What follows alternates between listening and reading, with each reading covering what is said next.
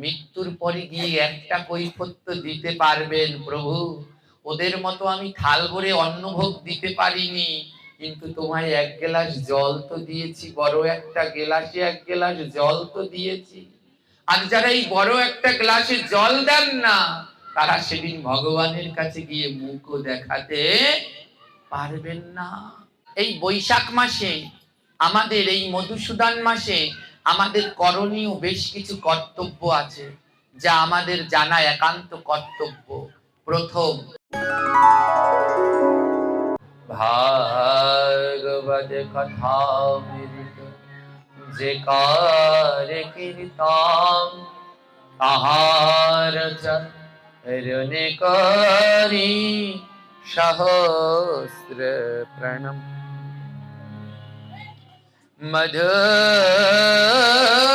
মধুসূদন তুলসীদাল মাত্রণ জলস্য চিলকানে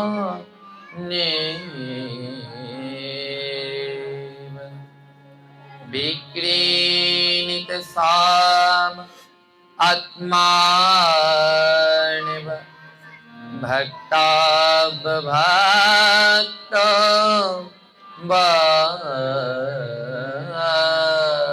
বাৎসল্য। এই শ্লোকে ভগবান কি বললেন? মধুসূদনে তুলসী দল মাত্রেনা। মধুসূদন ভগবানের একটি মাস। আমাদের কয়টি মাস রয়েছে না? 12টি মাস। এই 12 মাসের ভিতরে প্রথম মাসটির নাম কি মাস? জোরে বলবেন। বৈশাখ। বৈশাখ আমাদের মাস নয়। আমাদের গৌড়ীয় বৈষ্ণব জগতের 12টি আলাদা মাস আছে। বৈশাখ মাস তো সম্রাট আকবরের সময় থেকে, আর তারও আগ থেকে আমাদের 12টি মাস রয়েছে। কিন্তু দুঃখের বিষয় কি, আমরা যেই ধর্মে আছি সেই ধর্মের মাসের নামই বলতে পারি না। একজন ইসলাম ধর্মের কাউকে জিজ্ঞেস করলে দেখবেন সে তার 12 মাসের নাম জানে। ওরা রোজা রাখে কোন মাসে? চৈত্র মাসে না বৈশাখ মাসে? কোন মাসে রোজা রাখে? ওটা ওদের মাস। ও চৈত্র মাসও বলবে না, বৈশাখ মাসও বলবে না, বলবে কি মাস? রমজান মাস। চাঁদ দেখে শাওয়াল মাসে, রোজা যখন চাঁদ ভেঙে যায় শাবান মাসে। ওদের একটা 8 বছরের বাচ্চাকে জিজ্ঞেস করবেন তোমাদের ধর্মের 12 মাসের নাম বলো তো, দেখবেন 8 বছরের বাচ্চাটি ওদের ধর্মের 12 মাসের নাম বলতে পারে। দুঃখ কি জানেন? আমাদের ধর্মের 80 বছরের কারো কাছে জিজ্ঞেস করলেও 100-র ভিতরে 2 জনও আমাদের ধর্মের মাসের নাম বলতে পারে কিনা সন্দেহ আছে। প্রত্যেক ধর্মের লোকেরাই তাদের 12 মাসের নাম জানে। খ্রিস্টানদের 12 মাসের নাম, নিজের ধর্মের 12 মাসের নামই জানি না, কিন্তু খ্রিস্টানদের 12 মাসের নাম সবাই মুখস্থ করে বসে আছি না? জানুয়ারি, ফেব্রুয়ারি, মার্চ, এগুলো কাদের 12 মাস? খ্রিস্টানদের। আমাদের ধর্মেও 12টি মাস আছে, যাকে আমরা বলি বৈশাখ, এর নাম হলো মধুসূদন। যাকে বলি জ্যৈষ্ঠ, এর নাম ত্রিবিক্রম। বৈশাখ, জ্যৈষ্ঠ, তারপরে আষাঢ়, এর নাম হলো বামন। যাকে বলি শ্রাবণ, এর নাম শ্রীধর। যাকে বলি ভাদ্র, এর নাম ঋষিকেশ। ভাদ্রর পরে আশ্বিন, এর নাম হলো পদ্মনাভ। যাকে বলি কার্তিক, এটা সবাই পারবেন। কার্তিকের নাম কি? কার্তিক মাসের নাম কি? দামোদর হলো আমাদের বৈষ্ণবীয় মাসের নাম। আর কার্তিক এটা বাংলা 12 মাসের নাম। সম্রাট আকবরের সময় 12টি নক্ষত্রকে ধরে এই 12টি মাসের নামকরণ করা হয়। যার নাম কার্তিক, এর নাম হলো দামোদর। কার্তিকের পরে কি মাস? এর নাম কেশব। তারপরে অঘ্রাণের পরে এর নাম নারায়ণ। পৌষের পরে মাঘ, এর নাম মাধব। মাঘের পরে ফাল্গুন, এর নাম গোবিন্দ। আর ফাল্গুনের পরে এই যে এখন চলছে এই মাসের নাম হলো বিষ্ণু মাস। কি মাস? আর একটা দিন বাদে যেই মাসটি আসছে এই মাসের নাম কি? মধুসূদন। আবার বৈশাখ, হ্যাঁ, এর নাম কি? মধুসূদন। আসছে যে মাসটি ওর নাম হলো মধুসূদন। ভগবানের 12টি মাসের মধ্যে 3টি মাস প্রিয়। কয়টি মাস? সেই 3টি মাস হলো মধুসূদন, দামোদর, মাধব। মানে বৈশাখ, মাঘ আর কার্তিক। হ্যাঁ, এই 3 মাস হলো ভগবানের অত্যন্ত প্রিয়। আর 365 দিন, এক বছরে কয় দিন? এই 365 দিনের মধ্যে ভগবানের প্রিয় হলো 18 দিন। কটা দিন? এই 18 দিনের প্রথম দিন হলো পহেলা বৈশাখ। এটা ভগবানের অত্যন্ত প্রিয় দিন। 18টা যে দিন তার মধ্যে একটা হলো এই পহেলা বৈশাখ। বৈশাখ মাসে ভগবানের 2টি দিন প্রিয়, এক হলো পহেলা বৈশাখ আর 2 হলো অক্ষয় তৃতীয়া। তো আর ভগবানের প্রিয় দিনের আর কয় দিন বাকি আছে মধ্যে? আর একটা দিন পরে যেই দিনটা আসছে সেটা ভগবানের অত্যন্ত প্রিয় দিন আর ভগবানের অত্যন্ত প্রিয় মাস। মাসটার নাম কি আবার বলুন তো? হ্যাঁ, মধুসূদন। আমার পাঠে কিন্তু কথা বলতে হবে, আমি যা জিজ্ঞেস করব সেটা কিন্তু মাঝে মাঝে উত্তর দিতে হবে। মধুসূদন, দেখুন আপনারা ওই যে ছোটবেলায় আমাদের পাঠ্য বইতে কোন ক্লাসে যেন ছিল ভুলে গেছি, একটা উপাখ্যান ছিল। একটা ভক্ত ছেলে, উপনিষদের গল্প ছিল। এক ভক্ত ছেলে, সে কি করলো, প্রতিদিন ওই পাঠশালায় যেত। যাওয়ার পথে মধ্যখানে একটা জঙ্গল পড়তো, আর সেই জঙ্গলটা দিয়ে যেতে তার খুব ভয় করতো। মনে আছে গল্পটা? তখন মা শিখিয়ে দিয়েছে ওই বনের ভিতরে তোমার একটা দাদা থাকে। মনে আছে? ভুলে গেছেন? ছোটবেলার সেই উপাখ্যান ধর্ম বইতে ছিল। ওই বনের ভিতরে তোমার একটা দাদা আছে, যদি ভয় করে তাহলে দাদাকে ডাকবে। আদৌ বনের ভিতরে কি ওর কোনো দাদা ছিল? না, হ্যাঁ, ছিল না। মা শিখিয়ে দিয়েছে ওই দাদাকে ডাকবে। দাদাটার নাম কি বলেছিল মনে আছে? হ্যাঁ, মা বলেছে ওই বনের ভিতরে তোমার একটা দাদা আছে, দাদার নাম হলো মধুসূদন। যখন ভয় করবে মধুসূদন দাদা বলে ডাকবে, দেখবে চলে আসবে। ওই ছোট্ট বাচ্চার মনে ছিল সরল বিশ্বাস, যখন বনের ভিতরে ভয় পেত আর মধুসূদন দাদা বলে ডাকতো। আদৌ ওর কোনো দাদাই ছিল না। ভগবানের অত্যন্ত প্রিয় পবিত্র নাম হলো মধুসূদন। ভগবান বললেন কোনো মানুষ যদি না জেনেও মধুসূদন বলে ডাকে, সে জানে না কিন্তু তারপরে যদি মধুসূদন বলে ডাকে, আমি সাক্ষাৎ গোবিন্দ শঙ্খ চক্র গদা পদ্ম ধারণ করে আমি অবশ্যই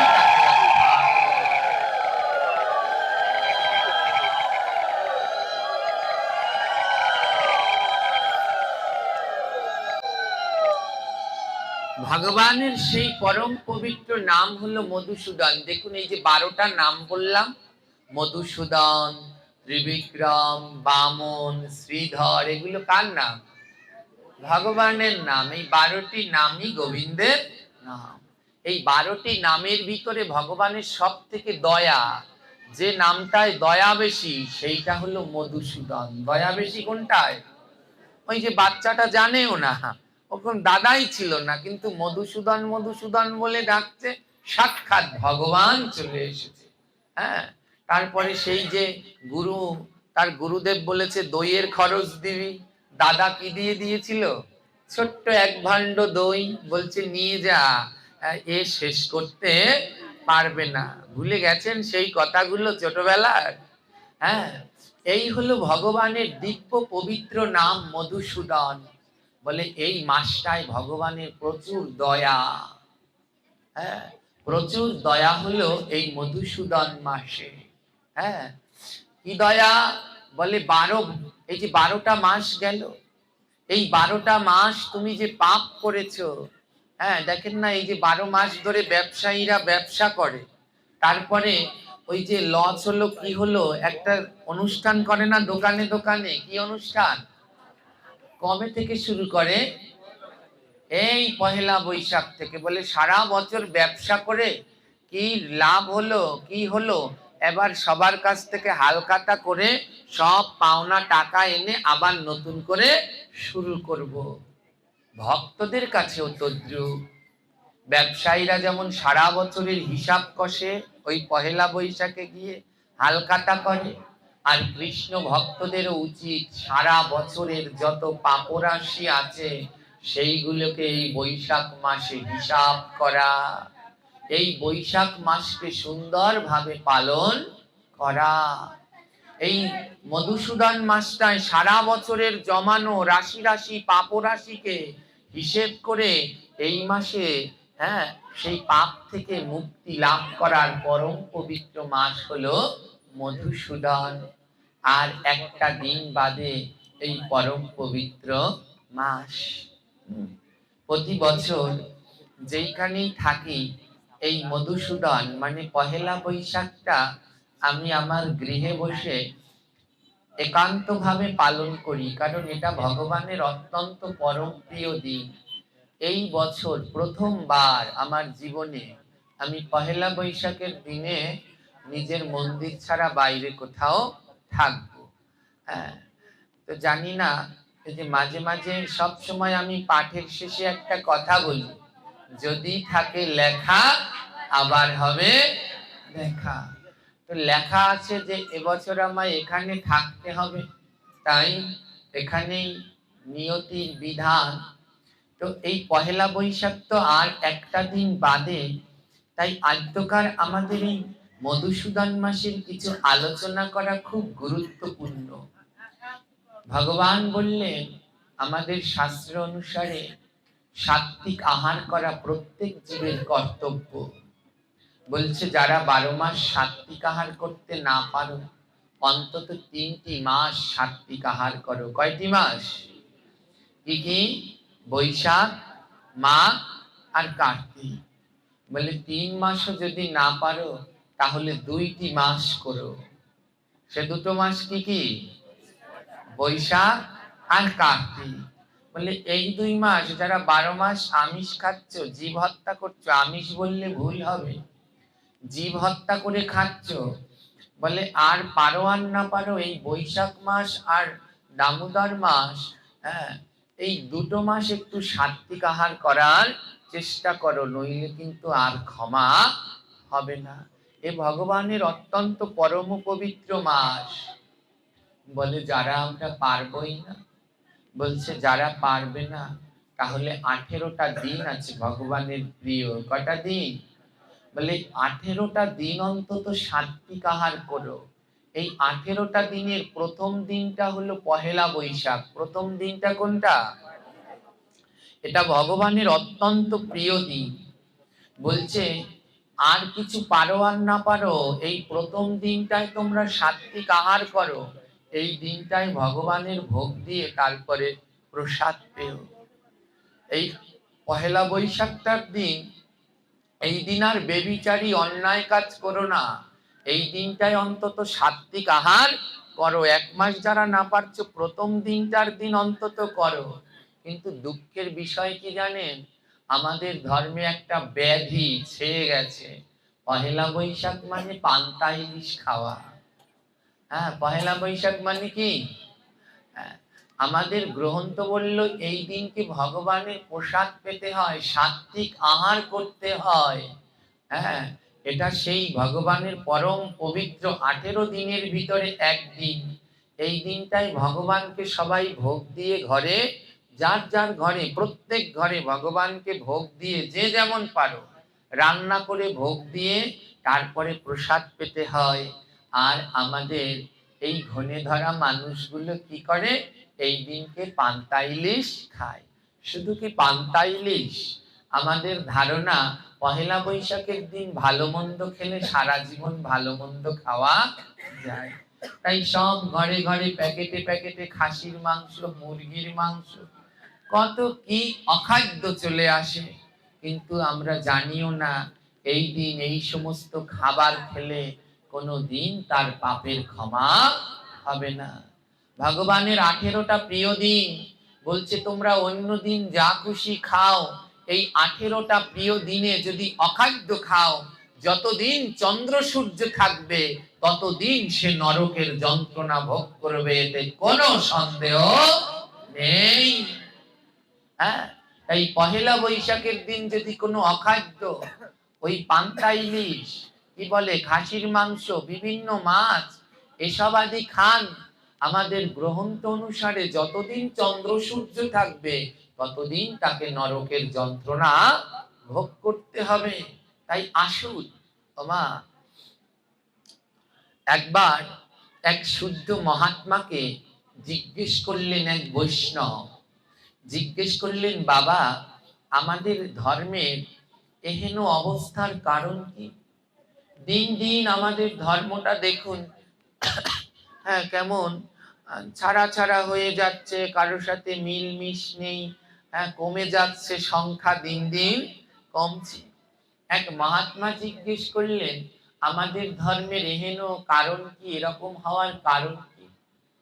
তার উত্তরে সেই বৈষ্ণব বললেন আমাদের ধর্মে এহেন অধপতনের কারণ হলো থালা আর গিলাস। কি বললো? বৈষ্ণব জিজ্ঞেস করলেন হে মহাত্মা এ ধর্মের অধপতনের এরকম কারণ কি? বলে যতগুলো কারণ আছে তার মধ্যে একটা কারণ হলো থালা আর গেলাস। বৈষ্ণব বললেন এ আবার কেমন কথা? থালা গেলাস কোনো ধর্মের অধপতনের কারণ হতে পারে? মহাত্মা বললেন শোনো, আমি না বিশ্বের বিভিন্ন ধর্মের বাড়িতে গিয়েছি, বিশ্বের বিভিন্ন ধর্মের বাড়িতে গিয়ে আমি তাদের ঘরের আসবাবপত্র, থালা বাসন সবকিছু দেখেছি, কত ডিজাইন, কত বড় থালা গ্লাস, কত কি আছে। এই ধর্মের অধপতনের একটা কারণ হলো থালা আর গ্লাস। বলে কেন? বলে বিশ্বের সব থেকে ছোট থালা আর ছোট গ্লাসটা পাওয়া যায় সনাতন ধর্মের বাড়িতে। কোন ধর্মের বাড়িতে আছে? হ্যাঁ, সব থেকে ছোট থালা আর গ্লাস কোন ধর্মের বাড়িতে? সনাতন ধর্মের বাড়িতে। এরা ভগবানকে এত বড় মনে করে, কিন্তু ভগবানকে যখন কিছু দিতে যায় তখন ভগবান সব থেকে ছোট্ট হয়ে যায়। এত ছোট্ট একটা গ্লাসে ভগবানকে জল দেয় যাতে একটা পাখিরও তৃষ্ণা নিবারণ হয় না। এত ছোট একটা থালায় খেতে দেয় যাতে এক টুকরো শশা দিলে দ্বিতীয় টুকরো দেয়ার আর জায়গা হয় না। মহাত্মা বললেন এই ধর্মের অধপতনের হলো এই একটি কারণ, যারা ভগবানকে ভাবে অনেক বড় কিন্তু ভগবানকে দেওয়ার সময় আর তাদের কোনো কিছু থাকে না, থাকে না। শুদ্ধ মহাত্মা বললেন যেই দিন এই ধর্মের থালা গেলাসগুলো আবার বড় হবে, যেই দিন এই ধর্মের মানুষরা ভাববে আমরা স্বামী স্ত্রী দুজন, আমার দুটো ছেলে চারজন, আর আমার গোবিন্দ একজন, এই পাঁচজন, যেই দিন এই ধর্মের মানুষ বলতে পারবে আমার ঘরের সংখ্যা, সদস্য সংখ্যা আমার গোবিন্দকে নিয়ে পাঁচজন, ওই ঘরে চারটা বড় থালা গেলাস থাকলে আমার গোবিন্দ গোপালের জন্য একটা বড় থালা গেলাস থাকবে, সেই দিন এই ধর্ম আবার পুনরায় জেগে উঠবে।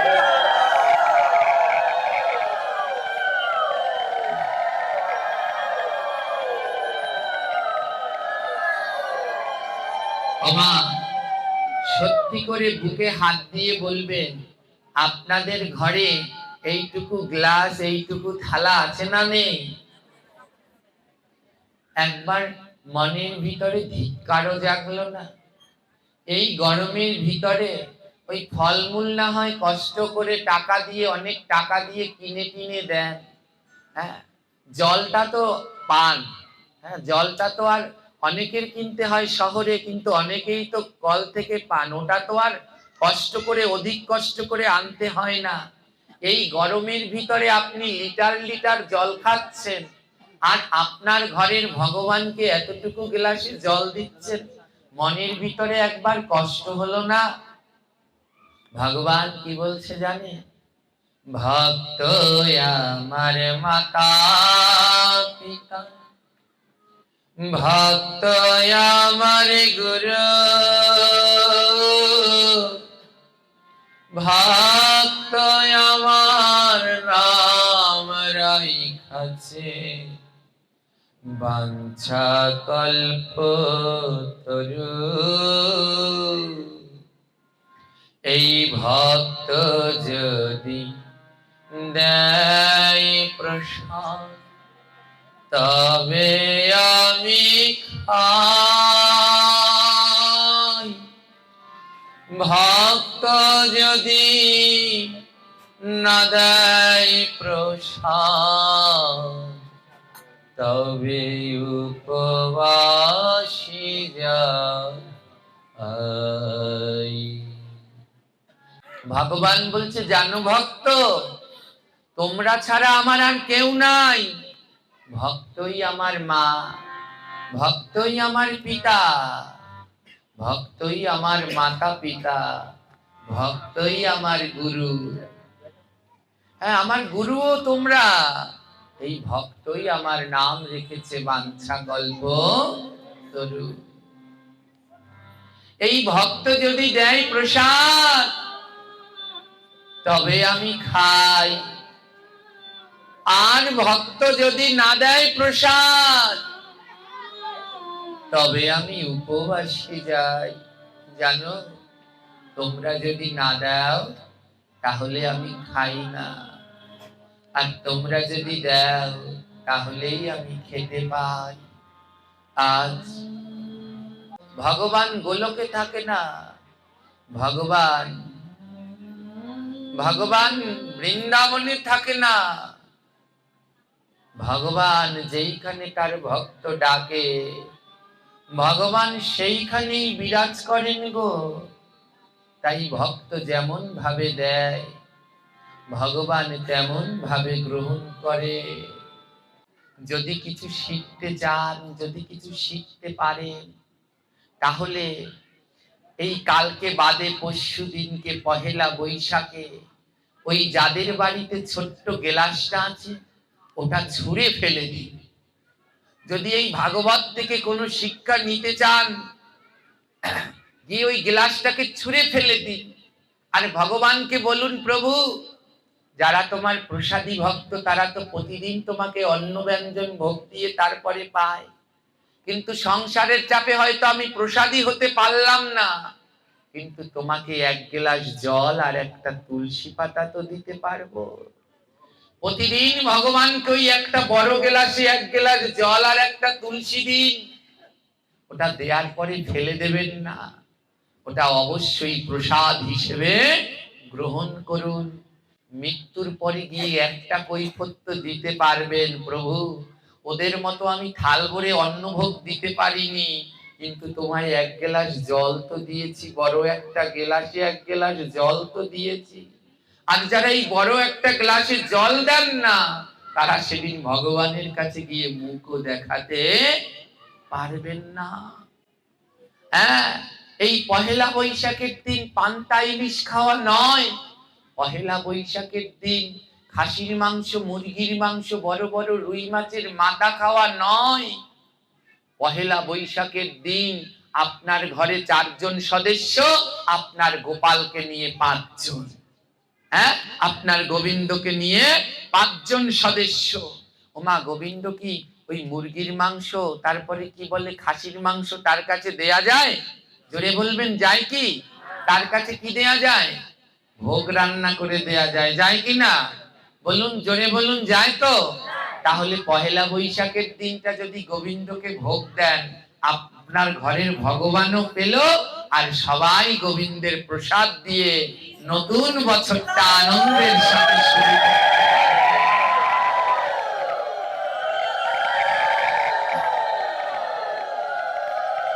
তাই আসুন, আমরা প্রত্যেকে এই ব্যাধি দূর করি। আর পারি আর না পারি, প্রত্যেকের ঘরে ঘরে পহেলা বৈশাখের দিন যে যেমন পারি আলু সিদ্ধ ভাত যা পারি রান্না করে গোবিন্দকে ভোগ দেই। ওই দিনকে ওই তামসিক আহার ত্যাগ করে গোবিন্দের প্রসাদ পাই। এই ভাগবত পাঠ তখনই সার্থক হবে যখন মানব জীবনে কাজে লাগবে। কালকে আমরা যেখানে পাঠ করে এসেছি, আজকে যেখান থেকে এসেছি জায়গাটার নাম আমগ্রাম। না দেখলে কল্পনা করতে পারবেন না, 7-8 হাজার ভক্ত হয়। ওই ভিডিওতে দেখবেন 7-8 হাজারেরও বেশি ভক্ত। হ্যাঁ, সবার ওখানে কালকে আজ যখন সকালে আসার সময় ঘরে ঘরে গেলাম, আগের বার পাঠে বলে এসেছি এমন করে ঠাকুর ঘর রাখতে নেই, সবার ঠাকুর ঘর গুলো নিচে মাটিতে, অপরাধ। এবার গিয়ে দেখি সবার ঠাকুর ঘর গুলো কোমর সমান উঁচুতে উঠে গেছে। এই পরিবর্তন হলে তখনই ভাগবত পাঠ সার্থক, না হলে এই ভাগবত পাঠ দিয়ে কোনো লাভ। মাসের পর মাস ভাগবত হচ্ছে, কিন্তু আমাদের মনের কোনো পরিবর্তন হচ্ছে না। তাই মনের যদি পরিবর্তন হয় তাহলে সেই ভাগবত পাঠে লাভ আছে। আজ আপনাদের কাছ থেকে আমি তো এই সামান্য সময় এইটুকু আলোচনা করলাম। এইটুকু আলোচনা থেকে আমি দেখতে চাই কার কার মনে পরিবর্তন হয়েছে। প্রত্যেকের ঘরে গেলে পরে দেখা যায় 5-6টা থালা, 5-6টা গেলাস দেওয়া হয়।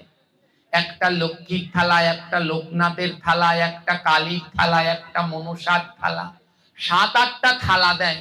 এই ছোট্ট ছোট্ট গেলাস, ছোট্ট ছোট্ট থালা লাইন দিয়ে দিয়েছে। লাইন দিয়ে 7-8টা থালার মধ্যে দিচ্ছে কি 1 চামচ চিনি উঠিয়ে তার 7-8 ভাগ করছে। একটু একটু একটা থালায় 10-12 কোয়া পড়তে পারে চিনি, গোনা যাবে। আর একটা পান ছিঁড়ে ছিঁড়ে টুকরো টুকরো করে ওর উপরে একটু একটু পান দিচ্ছে। এর নাম ভগবানের সেবা। দেও, ভক্তি ভরে দেও, কিন্তু ওটা অপরাধ। ওই 7-8টা থালায় দিচ্ছে, ওটা অপরাধ। প্রত্যেক ঘরে ঘরে 1 থালা 1 গ্লাস, সে হলো ভগবান শ্রীকৃষ্ণের। 1 গোবিন্দকে ভোগ দিবে, আর গোবিন্দের প্রসাদ ঠাকুর ঘরে যারা আছে সবাই লাভ করবে। ওই ওই যে 5-6টা থালা দাও, ওতে পুণ্য না বরং পাপ হয়। একটু ছোট্ট শিক্ষা নিন। আপনার বাড়িতে আপনার গুরুদেব আসলো, গুরুদেব প্রসাদ পেতে বসেছে, সেবা করতে বসেছে। আপনি কি গুরুদেবের পাশে গিয়ে খেতে বসবেন? জোরে বলবেন, কথা বলবেন। গুরুদেবের পাশে খেতে বসবেন? যে আদর্শ শিষ্য সে বসবে না। সে কি করবে? পাখা নিয়ে, চামর নিয়ে গুরুদেবকে বাতাস করবে, বা গুরুদেবের কিছু লাগে কিনা গুরুদেবকে সেটা দেবে। যখন গুরুদেবের প্রসাদ পাওয়া হয়ে যাবে তখন শিষ্য গিয়ে হাত পাতবে, গুরুদেব একটু প্রসাদ দিন। ওমা, প্রসাদ বেশি লাগে।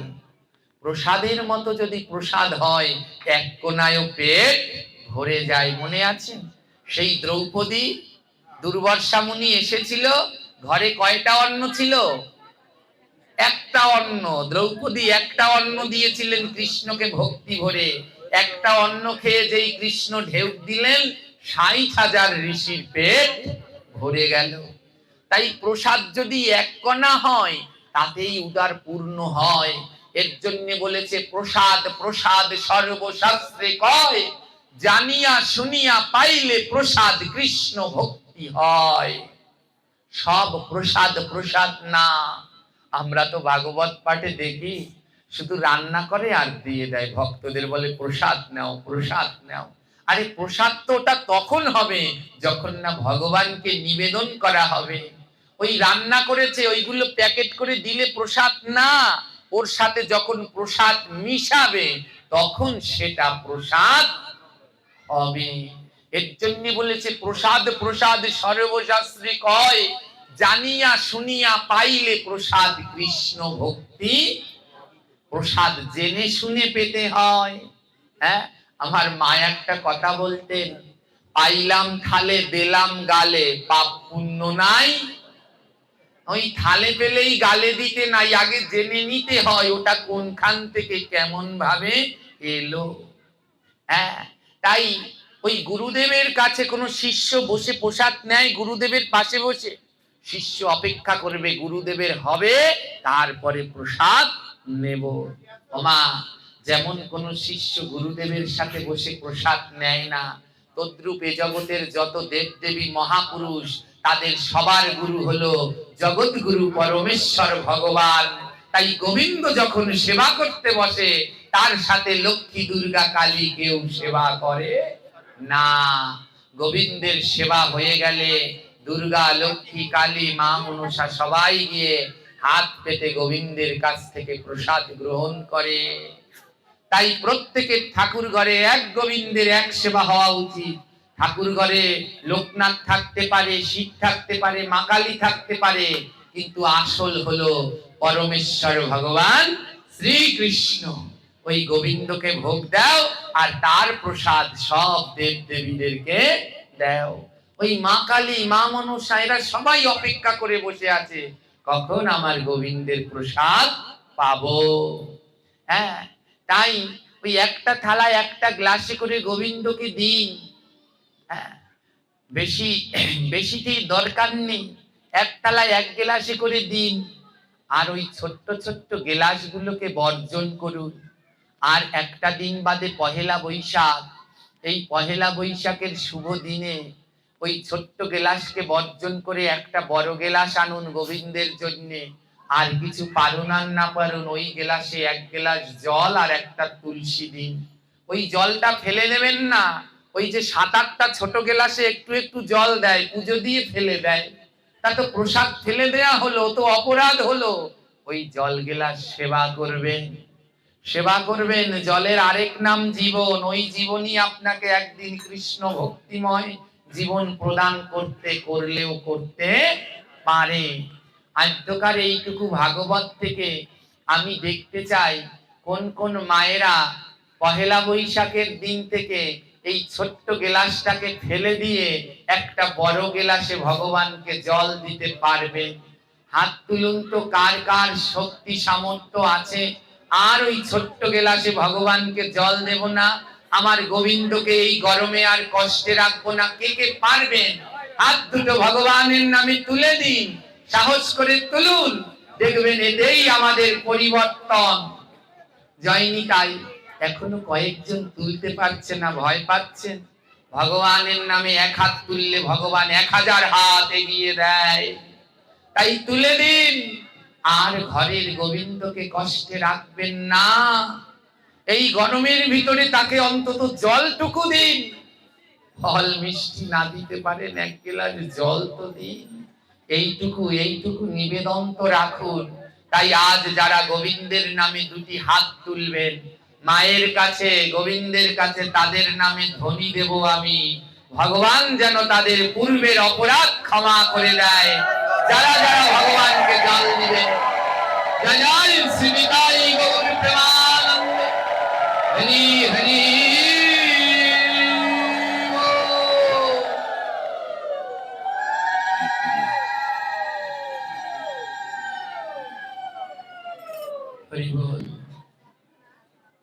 জয় নিতাই। একটা অনুরোধ, কেউ কথা বলবেন না। হ্যাঁ, ভাগবতে বেশ কিছু বিধান আছে, নিয়ম আছে। হ্যাঁ, আমি বারবার একটা কথা বলি, ওই যে আমার বোনের জামাই ওটাকে লিখে নিয়ে আসছে, বিধি যে মানে না ব্যাধি তাকে ছাড়ে না। বিধি বড় বলবান, সবার আগে হও সাবধান। হ্যাঁ, হরি বল। বিধি যে মানে না ব্যাধি তাকে। ভাগবত পাঠে কথা বললে পরের জন্মে বোবা হয়ে যেতে হয়, স্পষ্ট গ্রন্থে আছে। যদি আনো কথা বলে পরের জন্মে কি হতে হয় দেখেন। ছোট্ট ছোট্ট বাচ্চা জন্মে বোবা হয়েছে, ছোট্ট ছোট্ট বাচ্চা জন্মে হাত নাড়াতে পারছে না, হাতগুলো লুলো হয়েছে। ছোট্ট ছোট্ট বাচ্চা, ওরা জন্মে ওদের পা দাঁড়াতে পারছে না। বলুন, ওরা তো সবেমাত্র জন্মেছে, ওরা কেন এই শাস্তি পাবে? এগুলো ওদের এই জন্মের শাস্তি নয়, এগুলো ওদের আগের জন্মের শাস্তি। যারা ভাগবতে নামে কীর্তনে সাধু সেবায় গিয়ে এই কথা বলে অন্যদের মনোযোগ নষ্ট করে দেয়, ভগবান এদের পরের জন্মে বোবা করে দেয়। বলে ওই জন্মে ভাগবতে গিয়ে অন্যের ভক্তি নষ্ট করলি, তাই এই জন্মে আর তোকে কথাই বলতে। তাই সাবধান, বিধি যে মানে না ব্যাধিটাকে ছাড়ে না, ছাড়বে না। ভাগবত পাঠে গেল্লা, দুটি হাত তুললা না, ভগবান বলে এই জন্মে হাত তুললি না তো পরের জন্মে আর হাতই দেব না, হাত দুটো লুলো করে দেয়। ভাগবত পাঠে গেল, নৃত্য করলো না, ভগবান বলে এ জন্মে পা দুটো নাড়ালি না তো পরের জন্মে আর পাই দেব না। তো তাই খুব সাবধান থাকবেন। জয়নি তাই এই বৈশাখ মাসে আমাদের, এই মধুসূদন মাসে আমাদের করণীয় বেশ কিছু কর্তব্য আছে, যা আমাদের জানা একান্ত কর্তব্য। প্রথম, ব্রহ্ম মুহূর্তে শয্যা ত্যাগ। এই বৈশাখ মাসে, এই বৈশাখ মাসে বেলা করে ঘুম থেকে উঠতে নেই। ব্রহ্ম মুহূর্ত সেই 4টা 4:30টার সময় ঘুম থেকে উঠতে হয়। বৈশাখ মাসে প্রাতঃ স্নান করা একান্ত কর্তব্য, সকলের 12 মাস করা কর্তব্য। 12 মাস না পারলে 3 মাস, দামোদর মাস, মাঘ মাস, বৈশাখ মাস, ব্রহ্ম মুহূর্তে সূর্য ওঠার আগে স্নান করতে হয়। ওমা আমাদের তো অজুহাতের শেষ নাই, আছে কি? মাঘ মাসে বললে বলবে ওরে বাবা রে, ওই শীতের মধ্যে মরে যাব। কিন্তু বৈশাখ মাসে কি শীত আছে বলুন, জোরে বলুন, আছে? এই মাসে চেষ্টা করলে পারি না, পারি না, কিন্তু তাও আমরা করি না। 8টা 9টা ছাড়া ঘুম থেকে উঠি না, এ বড় খারাপ অভ্যাস। ভোর ভোর ঘুম থেকে উঠতে হয়। বৈশাখ মাসে ব্রহ্ম মুহূর্তে সমস্ত তীর্থগণ জলের ভিতরে থাকে। গঙ্গা, যমুনা, সরস্বতী, নর্মদে, সিন্ধু, কাবেরী, পুষ্কর, রাধাকুণ্ড, শ্যামকুণ্ড, যত তীর্থ আছে ব্রহ্ম মুহূর্তে তারা জলের মধ্যে থাকে 6টা পর্যন্ত। 6টার মধ্যে বৈশাখ মাসে যারা স্নান করবেন, 6টার মধ্যে যারা স্নান করবেন সমস্ত তীর্থের ফল তারা লাভ করতে পারবেন। আর 6টার পরে বিশ্বের যত পাপ জলের মধ্যে থাকে। বৈশাখ মাসে যত পাপ 6টার পরে সব জলের মধ্যে থাকে। তাই 6টার পরে বৈশাখ মাসে যারা স্নান করবেন তাদের ভিতরে পাপ প্রবেশ করবে, আর 6টার আগে যারা স্নান করবেন তাদের ভিতরে ভক্তি প্রবেশ করবেন। তাই যাদের সম্ভব সুস্থ সবল তারা সূর্য ওঠার আগে স্নান করবেন। যাদের একটু পারছেন না সূর্য ওঠার আগে, তারা 6টার মধ্যে স্নান করবেন। আর যারা খুবই অসুস্থ, মোটেই পারছেন না সকালে স্নান করতে, তারা বাসি বস্ত্রটা ত্যাগ করবেন, 6টার মধ্যে ত্যাগ করে গায়ে একটু গঙ্গা জলের ছিটা দিয়ে নেবেন, নইলে কিন্তু এই মাসের আর ক্ষমা পাবেন না। তাই এই ব্রহ্ম মুহূর্তে স্নান করবেন। তাই বৈশাখ মাসের 18টি মাহাত্ম্য রয়েছে ব্রহ্ম মুহূর্তে স্নান। স্কন্দ পুরাণে উল্লেখ আছে, বৈশাখ মাসে কেউ যদি প্রাতঃ স্নান করে, প্রাতঃ স্নানের জন্য যেই কয় পা সামনে আগাবে, 1 পা আগালে 1 লক্ষ অশ্বমেধ যজ্ঞের ফল হয়। বৈশাখ মাসে প্রাতঃ স্নানের নিয়ম হলো নদী, পুকুর, খাল, কিন্তু আমাদের এখানে তো পাওয়া মুশকিল। যাদের আছে যত পা হেঁটে যত দূরে স্নান করতে যেতে পারে তত উত্তম। 1 পা আগালে 1 লক্ষ অশ্বমেধ যজ্ঞের ফল। কয় লক্ষ? 1 লক্ষ। তাই আর কোনোদিন পারেন আর না পারেন চেষ্টা করবেন পহেলা বৈশাখের দিন আর অক্ষয় তৃতীয়ার দিন। অক্ষয় তৃতীয়ার দিন নদী, যদি কোনো মুক্ত জলাশয়, খাল, পুকুর পান, অক্ষয় তৃতীয়ার দিন ওই দিন হেঁটে হেঁটে দূরে গিয়ে একটু স্নান করে আসবেন। ওটা অক্ষয়, ওর আর কোনো ক্ষয় হবে না। যত দূরে গিয়ে স্নান করে ওই দিন নদী পুকুর দিয়ে করে আসতে পারেন তত উত্তম। তৃতীয় স্কন্দ পুরাণে আরো বলা হয়েছে, যিনি এই বৈশাখ মাসে মধুসূদন মাসে শ্বেতপুষ্প দ্বারা ভগবানকে অর্চন করেন, তিনি অখিল পাতক হলে মৃত্যুর পরে সে ভগবানের দিব্য ধামে গমন করেন।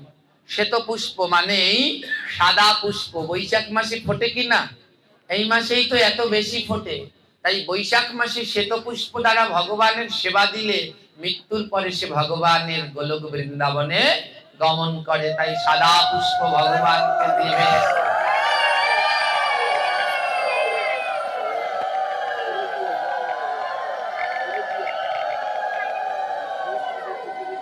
স্কন্দ পুরাণে বলা আছে বৈশাখ মাসে তুলসী দল দিয়ে ভগবানকে সেবা দিলে তার পিতৃপুরুষ উদ্ধার হয়। তুলসী দল কি? এই যে ভগবানের বৃন্দাজির যে কুসুম মঞ্জরি আছে, এই মঞ্জরি ভগবানের চরণে দিতে হয় তুলসী দল। এটা ভগবানকে দিলে তার পিতৃপুরুষগণ, প্রতিদিন দিলে তার পিতৃপুরুষগণের কোনো অপরাধ থাকলে তারা মুক্তি লাভ করে। বৈশাখ মাসে ঘি তিল দান করলে কোটি জন্মের পাপ থেকে মুক্তি লাভ করা যায়। হ্যাঁ, ঘিয়ের প্রদীপ শুধু দামোদর মাসে না, বৈশাখ মাসেও ভগবানকে দেয়া অতীব উত্তম। হ্যাঁ, বরাহ পুরাণে বলা আছে তিল, বাড়িপাত্র, ছত্র, বস্ত্র, পাদুকা কোন শুদ্ধ বৈষ্ণব ব্রাহ্মণকে দান করলে তার শতকোটি বছরের পূর্ণ লাভ হয়। বৈশাখ মাস দানের জন্য খ্যাত। কিসের জন্য? দামোদর মাস ভজনের, মাঘ মাস ক্ষমার, আর বৈশাখ মাস খ্যাত হলো দানের জন্য। এই বৈশাখ মাসে কোন বৈষ্ণব শুদ্ধ ব্রাহ্মণকে তিল, বাড়িপাত্র মানে জল খাবার পাত্র, ছত্র, ছাতা, বস্ত্র, গীতা গ্রন্থ, পাদুকা দান করলে তার শতকোটি বর্ষের ফল কৃষ্ণ ফল ভক্তি লাভ হয়। তুলসী দ্বারা 7 নম্বরে রয়েছে তুলসী দ্বারা অর্চন করলে জন্মে জন্মের পাপ ক্ষয় হয়। প্রতিদিন চেষ্টা করবেন। আমাদের একটা ব্যাধি, ঘরের একজনে পূজা দেয় আর বাকি 5 জনে ঠাকুর ঘরে যায় না। ওতে কি 5 জনার ফল হবে? যে দেবে তারই হবে। তাই এই বৈশাখ মাসে প্রত্যেকে ঠাকুর ঘরে যে স্নান করে এসে ঠাকুর ঘরে যাবেন, আর কিছু পারেন আর না পারেন 2টো তুলসী ভগবানের চরণে দেবেন। তাহলে কি হয়? জন্মে জন্মের পাপ ক্ষয় হয়ে যায়। তুলসীতে জল দান এবং তুলসী পরিক্রমা। এই বৈশাখ মাসে তুলসীতে ঝর্ণা দিতে হয়। কি দিতে হয়? দেন তো সবাই। একটা হাড়ি, মাটির হাড়ি ছিদ্র করে তুলসীর মাথার উপরে টানিয়ে রাখতে হয়, ওকে বলে ঝর্ণা। আর সেখান থেকে টপ টপ করে জল পড়বে সারা দিন ধরে। এটা দিতে হয় বৈশাখ মাসে। হ্যাঁ, তুলসীতে ঝর্ণা দেবেন। কারো তুলসী যদি রোদে থাকে তাহলে মাথার উপরে ছাতা বেঁধে দিতে হয়, ছায়া দান করতে হয় বৃন্দাজিকে। প্রতিদিন তুলসীকে পরিক্রমা করবেন। আর কি বলল? ভগবানের মন্দির মার্জন এবং তুলসী দেশ লেপন। বৈশাখ মাসের অন্যতম একটি মাহাত্ম্য হলো মন্দির মার্জন করা, অর্থাৎ মন্দির ঝাড় দেয়া, মুছে দেয়া। এটা অন্যতম পুণ্যের কাজ। এই যে মন্দির আছে, চেষ্টা করবেন এক একজন এক একদিন আঙিনা ঝাড় দিয়ে দিতে, মন্দির মুছে দিতে। হ্যাঁ, তাহলে অত্যন্ত পুণ্যের। অনেক মন্দিরে গিয়ে দেখা যায় ধুলো বালি সব পড়ে রয়েছে। বৈশাখ মাসে প্রত্যেক মন্দিরে প্রতিদিন ভগবান আসেন। তাই এই মাসে মন্দির নোংরা রাখতে নেই। তাই প্রতিদিন ঝাড় দিতে হয়, মুছে দিতে হয়। এটা সবার কর্তব্য। দিয়েছেন একদিনও মা? হ্যাঁ, আমাদের যদি কেউ বলে একটু মন্দিরের সামনেটা ঝাড় দিয়ে দাও, তাহলে কি বলে? আমি এই বাড়ির বউ, আমি যেমন ওই রাস্তা পুরাইতে। যতদিন পর্যন্ত ওই মন্দির ঝাড় না দেবেন ততদিন পর্যন্ত ভগবানকে পাবেন না। ঝাড়ু একটা সেবা। পেয়েছিলেন হৃদয় চৈতন্যর শিষ্য শ্যামানন্দ প্রভু, যার নাম ছিল দুঃখী কৃষ্ণ দাস। এই যে তুলসী আরতি গান দীনকৃষ্ণ দাসে কয়, এই কৃষ্ণ দাস পেয়েছিলেন, গুরুদেব সেবা দিয়েছিল, যাও নিধুবন ঝাড় দাও। আর ঝাড় দিতে দিতে একদিন সেই বনে রাধা রানীর চরণের নূপুর পেয়ে গেল। শুনেছেন তো? তাই এই মন্দিরের আশপাশ ঝাড় দিতে হয়। মন্দির ঝাড় দিতে হয় বলে কেন? কারণ প্রতিদিন ভগবান এখানে আসে। যদি কোনোদিন ভাগ্যক্রমে তার নূপুর আপনি পেয়ে যান, তাহলে আপনার মানব জীবন ধন্য হয়ে যাবে।